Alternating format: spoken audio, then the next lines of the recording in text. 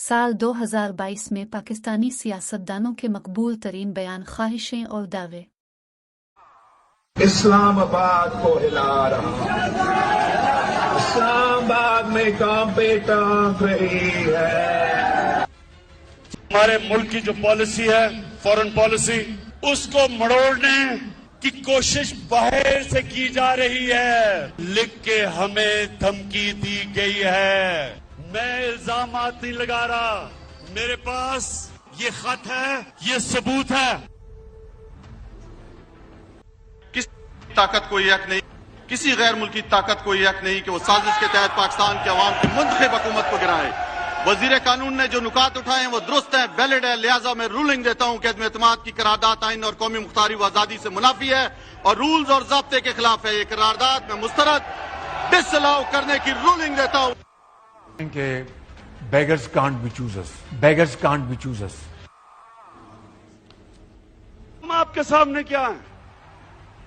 क्या हम कोई गुलाम हैं कि जो आप कहेंगे हम कर लें?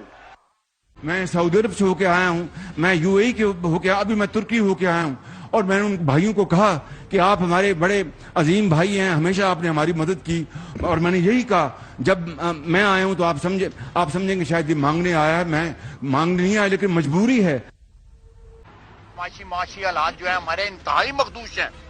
ये सारे वेंटिलेटर जो है ना, ये लगे हुए हैं अमेरिका की मर्जी से लगे हुए हैं।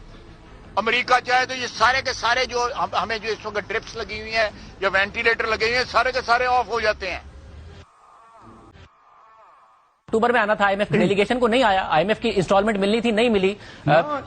आई डोंट केयर अगर नहीं आते तो मैंने को मिनटें नहीं करनी उनकी। तो आई मीन कांट डिक्टेट, अगर नहीं आते तो will manage, no problem. I have never taken dictation, I will not take dictation on these अदारास।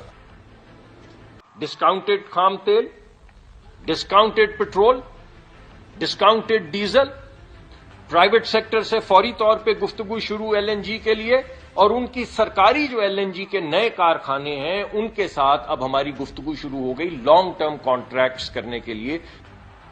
Level playing field ये होती है कि एक शख्स जिसके जराइम से हाथ रंगे हुए हैं, जिसके खिलाफ नाकाबिले तर्दीद सबूत हैं, वो खुला फिर रहा है, ये लेवल प्लेइंग फील्ड होती है। जो कुछ नवाज शरीफ को भुगतना पड़ा, जो कुछ नवाज शरीफ की जमात को भुगतना पड़ा, वो इसको भी भुगतना पड़ेगा।